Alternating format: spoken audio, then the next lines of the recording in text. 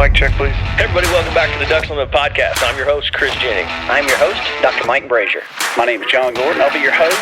And I'm your host, Katie Burke.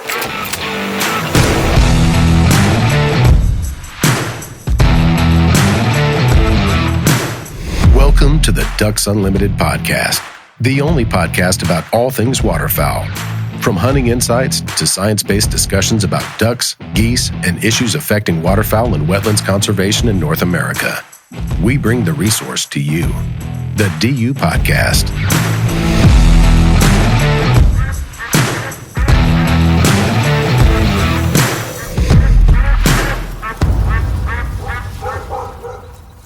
Hey everybody, welcome back to the Ducks Unlimited podcast. I'm your host, Chris Jennings.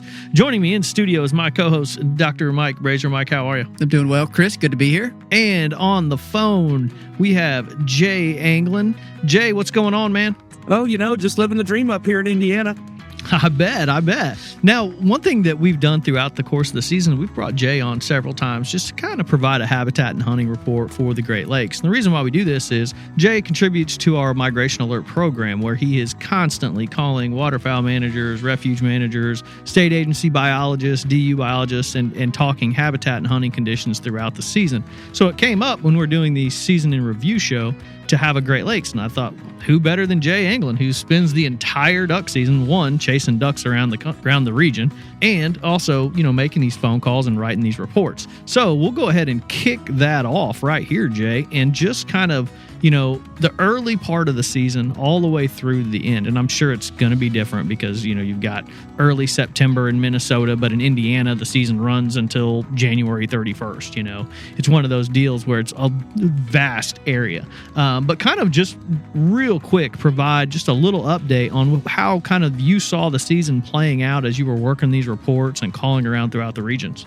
The climatological changes, over the last, couple of decades are really kind of stood out this year and continue to, actually. It's like these big haymaker weather systems are required to push birds. And, your big, huge haymaker swings where it's just wham and stuff moves down the flyway. And in between, you have these long droughts of just inactivity, kind of flat weather, it's just kind of mundane for from a waterfowl hunter's perspective. If you're a duck, it's great because you don't have to stress out. You can chill out on the marsh and not have to worry about eating all that much. But that's really sort of been the theme in the Great Lakes region. So, we get our early push of birds, of course, the calendar ducks, come through pretty consistently. But with the dry conditions we've had, that was a huge factor this year everywhere because a lot of marshes weren't really in play. And so that requires the birds to find big water. But being as the weather was relatively mild, most of the time anyway, you had a lot of fishing pressure. And so, if you talk to the guides on Lake St. Clair, one of the things they'll talk about is how the birds stack up pretty early. We're talking divers here predominantly, but, all the fishing pressure, of course, it's one of the greatest fishing bodies of water in the world. It just continues on right through the season. And so birds become extremely leery. They go out in the middle of the lake and find places where there's not a lot of fishing pressure. So that's also impacting inland lakes. And throughout the season, that theme of, wow, we got a bunch of birds in, new birds, and then it's good for a day or two.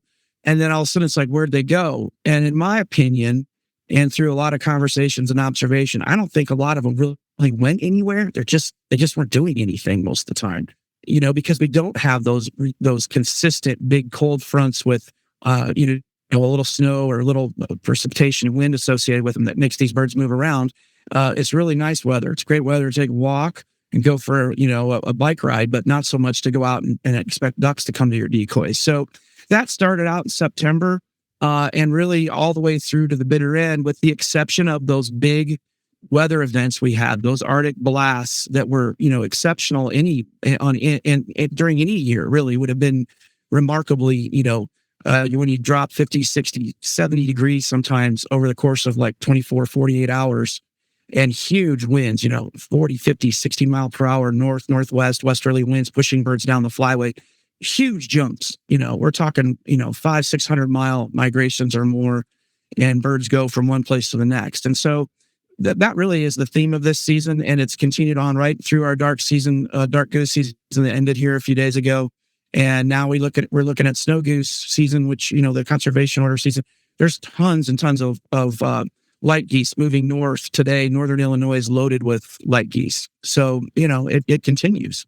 I guess I have a follow-up there. It was interesting that the way you described, I guess, the weather and how it seems to be playing out nowadays.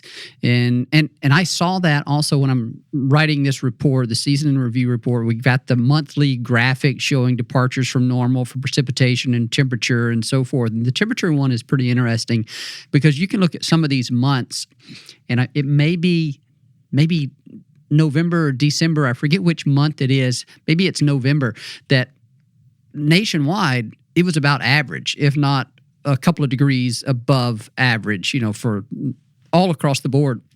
But within that month, there are, as you described, these really significant weather systems that come through. And we expect those to move birds, and they do, but it sounds like what you're saying is that what we've seen here recently is those systems don't have staying power in terms of the effect on the birds, with obviously some notable exceptions. But am I kind of reading correctly what you're describing? Is that a consistent sort of change for that area? Yeah, absolutely. And I think, a lot of times you have waterfowl that are staged and primed for a host of different reasons. As you know, in terms of biology, they're ready to go. They're at the starting block and they're ready to go. And something happens and boom, they go. Just like we expect them to, like they should, like they're supposed to.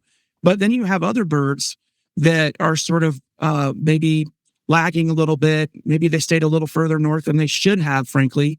And I think it almost becomes a fight or flight situation where, am I going to fight this system or am I going to fly? And of course, they're not thinking that. It's just instinct. And I think a lot of birds are hanging up. And, you heard you guys talk about, well, there's still tons of birds up there, up in Manitoba for us, or say Ontario or, Minnesota, Wisconsin, and the UP of Michigan. And those birds are there. But here's the thing.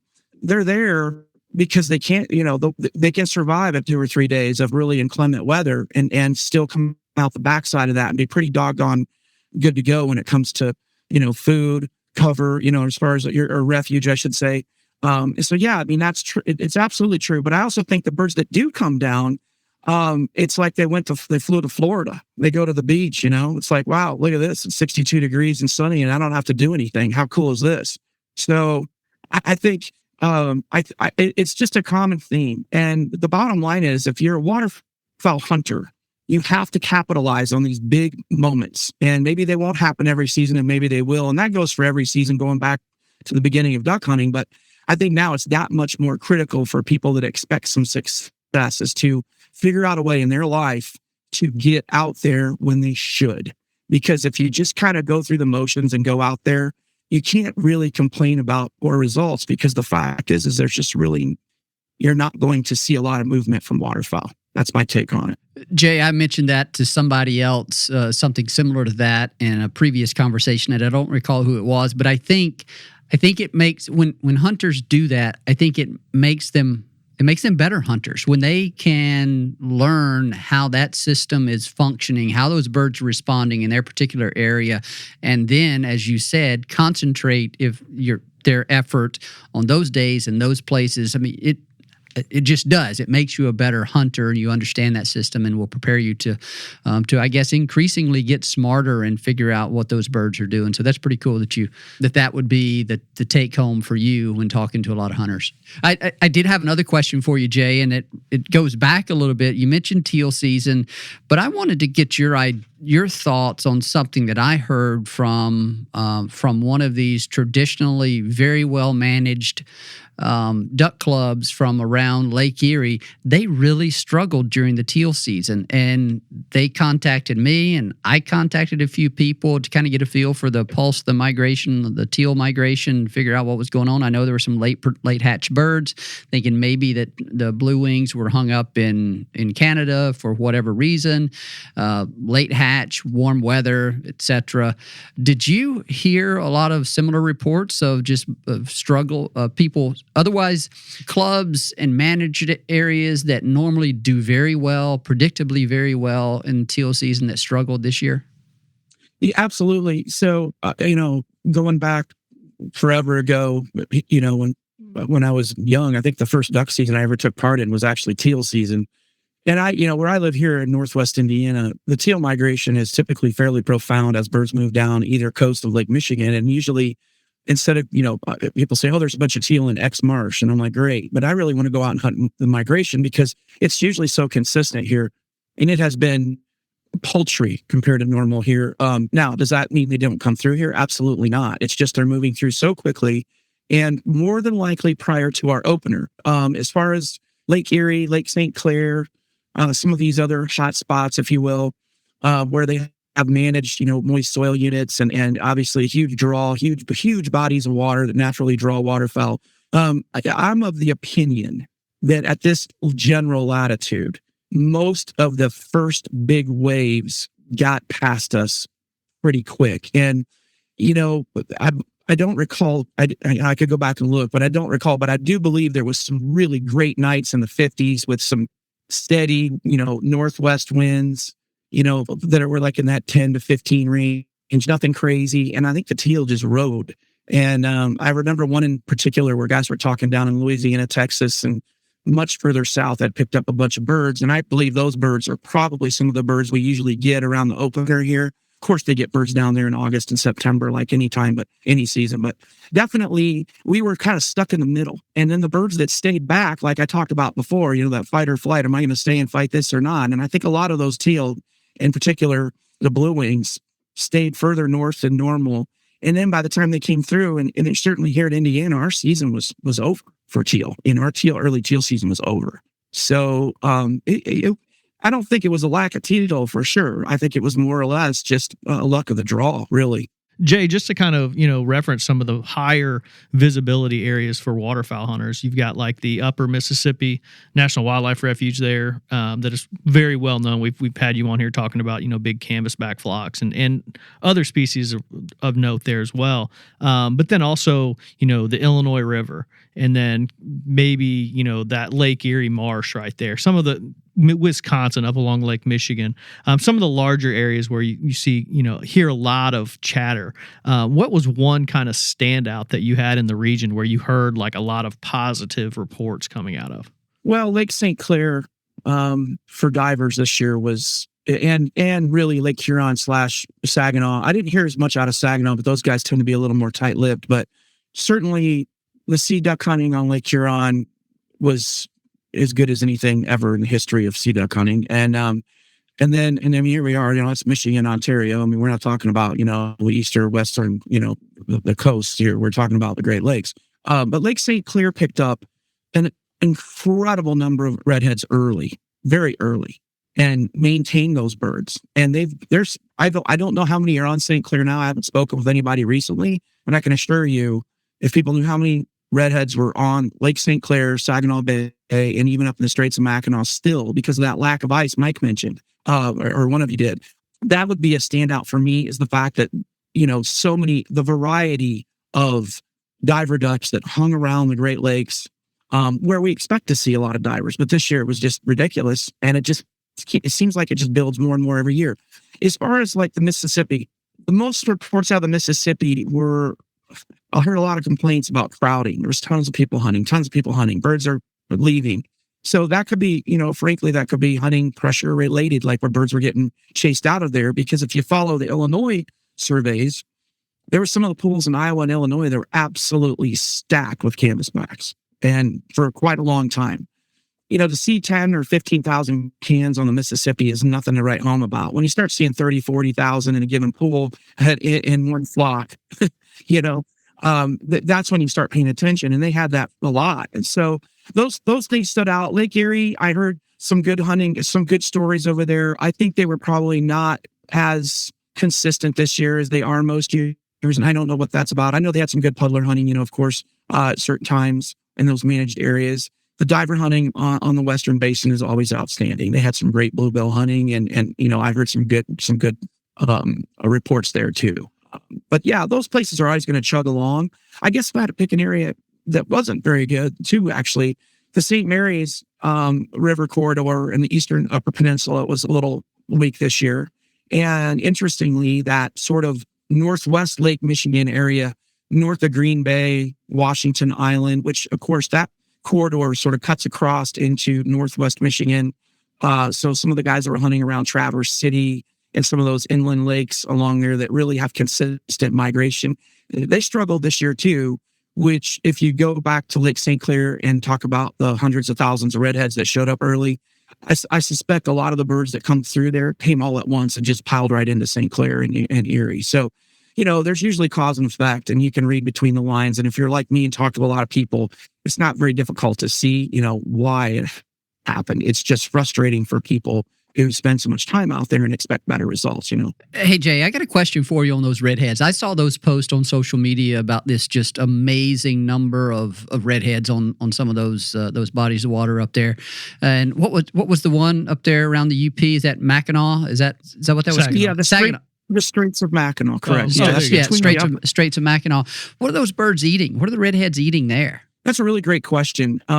Some of the bays in the shallow, and I've hunted that pretty extensively, and you can wade even a lot of that shoreline. It's really shallow, but it's kind of rocky in some areas. But some of the bays will have, of course, some celery and some other, succulent, aquatic vegetation available. But of course, when you have 10,000 redheads pile into a little bay, they're going to mow through it pretty quick. I think most of the birds in the Straits are probably eating zebra and quagga mussels. That's probably their primary forage, and that's a good guess on my part, but I can't imagine there's a whole heck of a lot else they could be eating. Yeah, that's interesting. It just occurred to me because the portion of that body of water where at least I thought the birds was I think pretty deep, and so yeah, I know redheads are predominantly vegetarians eating that submerged aquatic like shoalgrass beds and shoalgrass rhizomes and so forth down on the Texas coast, and of course, I know they eat some of the other submerged aquatics, but I was just curious about that. And so I was also, I guess, a bit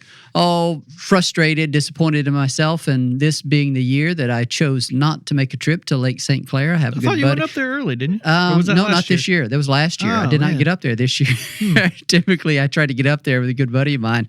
He has a place out there on Harston's Island, but didn't get there this year. And I haven't really checked in with him to see how he did on any of his hunting. I know he struggled early, but I don't know how he did as the season went on. Jay, did you get up to Harston's this year? Yeah, I did. I've got multiple buddies on Harston's. I built that in during college, and I hold on to that deer as most things I have when it comes to waterfowl hunting because it's pretty handy and they're good dudes. But the kind of the drill, you got to make a decision. Do you go to the draw and go hunt flooded corn, or do you go to the bay? Because if you're trying to do both, you usually end up being one of the last guys in line. But bottom line is the managed units at St. Clair Flats, Harston's Island were really productive a lot of the time.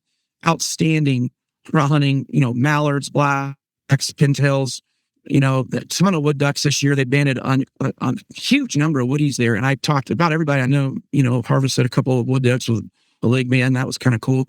But, the lake itself was just absolutely covered with ducks. And again, there was people. You're just rubbing it in. You're just rubbing it in at this point. Well, my one buddy started muskie fishing, and he hardly duck hunts that much anymore. And he just talks about driving through 5-mile long rafts of redheads. And he said, it's just, Jay, he sent me videos, and it's hard to even imagine that many ducks can be there, but more importantly, can sustain themselves. And they do. It's just remarkable. But, I know back to the zebra mussel, quagga mussel thing, I know some of the Lake St. Clair waterfowl were inventoried or surveyed years ago, and they did find that cans and redheads were feeding on them to some degree. Of course, we know that the bluebills do, but it'd be something to look into. And then maybe it's out there, maybe it isn't. I haven't looked into it. But again, back to that, it's interesting that if they are eating those mussels, that's going to open up a heck of a lot of water for them to mineral on if it doesn't freeze, because there is plenty of those mussels out there. I can tell you that.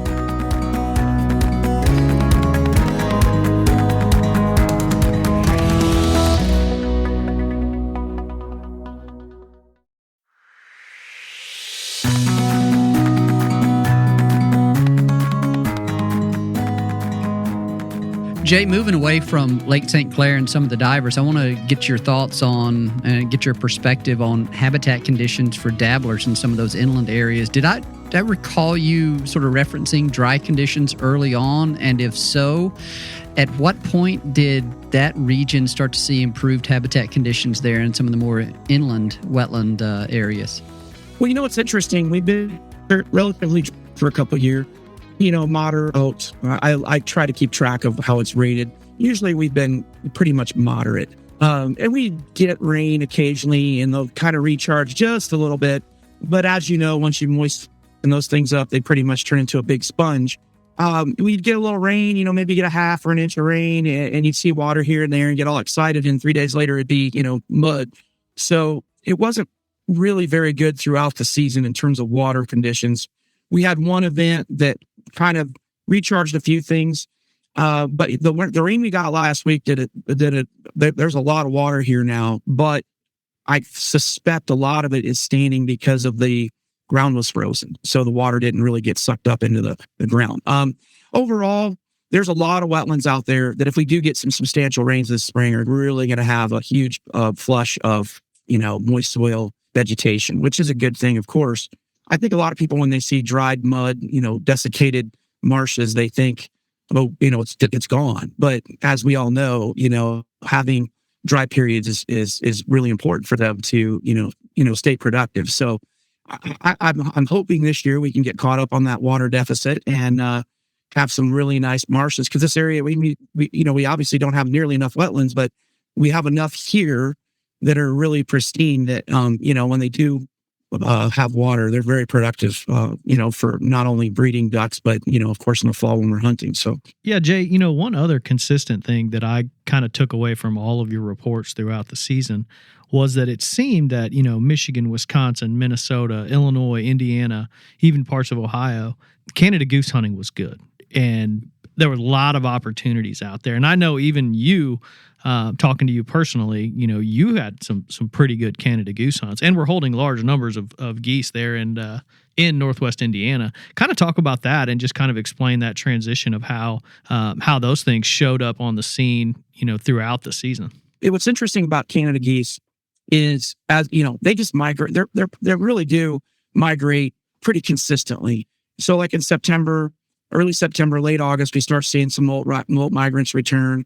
And they usually bring along plenty of the interior race birds, that aren't locals here, quote unquote. And so early on, we'll have, a few different races of Canadas running around, which is always fun.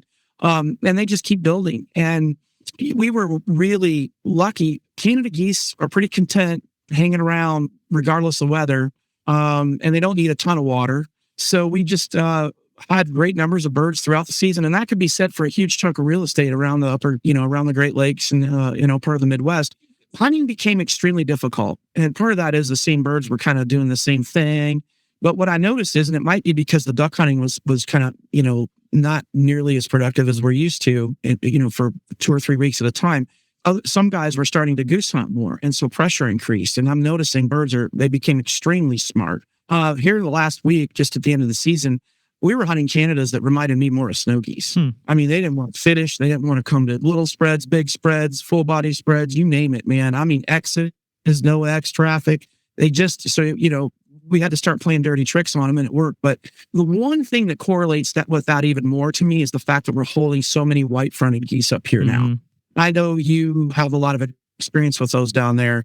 Most of your Indiana waterfowl hunters up here, we're really learning the ropes quick. We're like in the fast track version of learning how to hunt those things. And the Canada geese seem to act more and more like that every week, which is to say they're kind of scatterbrained and irritating to hunt. So that was interesting. I mean, for the last 5 or 6 times I hunted over the last 2 weeks, there wasn't a hunt where we didn't end up with at least one, speck, and oftentimes more mixed, with our Canadas. So that was cool too.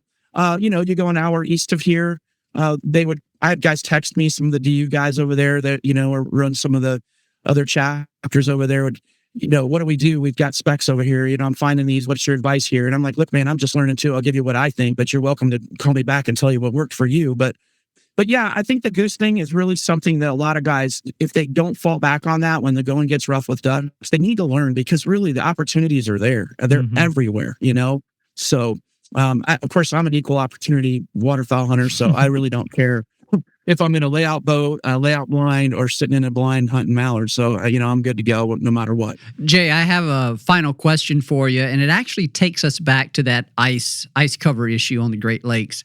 I was surprised whenever I pulled those graphs on ice cover on each of the Great Lakes, and especially Lake Erie, the shallowest of the Great Lakes, and saw that the ice cover was really, really low. It spiked up after, I guess, a cold event. Maybe, I don't know if it was the December freeze, the freeze there around Christmas, but it spiked up, but then it dropped back down. And I guess just overall, I mean, it was sort of average temperature-wise when you sort of do the math across the entire region for the entire month or winter.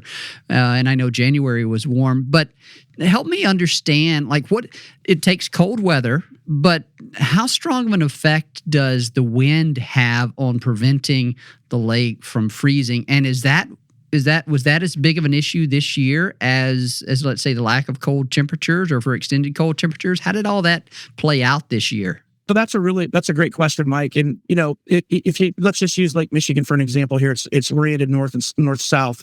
And so when you get a northwest or a westerly or a northwest flow, the waves build. And so as they come down the lake, they get bigger and bigger. And we were getting some huge wave events down here. We're talking 15, 18. I think there was one day we had a couple that were pushing 20 right up the road here.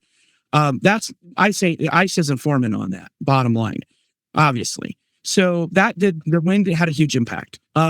And that would be the case for any of the big bodies of water around the Great Lakes. You do build some pack ice along the shoreline and, some big piles of ice and stuff. But for the most part, you're not getting any ice cover. And you mentioned that big freeze up in December. And that was when ice started to build just a little bit. But remember, the surface water on Lake Michigan is much warmer. And so when you blow that warm water and smash it all up on one end of any lake, that end of the lake is going to maintain, a little bit of surface warmth in the water. And so it won't form ice. Whereas obviously the upper side of the lake obviously will, because it's pulling some of that cooler water up. But the bottom line is, the water temps have been warm. The rivers, when I was guiding for steelhead in November and December, the water temps were on average, I'd say 3 to 5 degrees warmer in the rivers. Those rivers dump into the lakes, and that keeps the surface temp up, of course, too. So, yeah, there was just a combination of things. And I think wind was probably one of the primary factors that ice really didn't start to form much, But the bottom line is, even if we do have ice, a lot of times it's just the shore, sort of like maybe a half mile to a mile. And then out in the middle, there's going to be open water, and there's always going to be ducks. It's no different than anywhere else. They'll find an area open and say, 50 to 100 feet of water. And depending on what species you're talking about, they can maintain themselves there. They can live and survive by diving to the bottom and foraging for mollusks and invertebrates. So it's pretty remarkable. Yeah, well, I appreciate that, Jay. It's always good to educate us Southerners on how ice forms or doesn't form on those big lakes. It gets cold. You get down to 0 degrees and you think, oh, boy, that ice has got to be forming up there. And maybe it does in some places, but it takes a lot to really freeze it thick in some of those other big bodies of water. So I appreciate that, Jay. I should just add real quick, Lake Erie, back to those marshes do freeze because they don't get a lot of wave action. So over there, when those marshes freeze, that's huge for everybody south, and a huge cone of influence, if you will, from western marshes of Lake Erie. And they did freeze there at the one time, as I recall, pretty substantially. And all of a sudden, a lot of birds did make that big jump down south. So that did occur. Lake Michigan, you don't have a whole lot of marshes. It's kind of a different, type of water or body of water. So, but yeah, that did occur but then it reversed. It thawed pretty quick too. So, hey Jay, before I get you out of here, and typically I always like to ask you this question as the last question, but I know you're guiding steelhead up there. How's the fishing? It's been really good. It was probably one of the better winters I've ever had. I think and you guys got tired of me harassing them. Come on, let's go. But it's really picking up now. I was out yesterday and witnessed, probably one of the few times I've seen pretty heavy spawning activity in February, which again, back to the air temp, it's in the 50s. So water temp gets up over 41, 42, and the party starts. So it's, I got to squeeze some snow goose runs down south, here as fast as possible, because I have a feeling I'm going to be rowing a drift boat a lot in the next month and a half. So. Awesome. Well, get after him, man, especially those snow geese. I think I have an idea of where you're going, but I won't share your secret. Jay, this has been great. Appreciate you joining us, and as we kind of move into the spring and summer, we may have you come back on just to provide a little habitat update for some of those areas up there in the Great Lakes. I think that it really provides a good picture, and you know, it's just such a waterfowling rich area that I think it's important to have you on just talking about that area. Well, I'd love to come back on. It's been it's been a lot of fun talking to you guys about this stuff. It's right up my alley. Perfect. And Jay, it was great to finally get on the call with you and chat about ducks and habitat a little bit. I enjoyed it, man. Thank you. Awesome. Thanks, guys. I'd like to thank our guest, Jay Anglin, for coming on the show and talking about the Great Lakes region, a little habitat, little hunting update. Even taught us Southerners down here, well, Mike's the Southerner, how ice forms on the Great Lakes. It used to get cold. I'd like to thank my co-host, Dr. Mike Brasher, for joining us today. I'd like to thank Chris Isaac for putting the show together and getting it out to you. And I'd like to thank you, the listener, for joining us on the DU podcast and supporting wetlands conservation.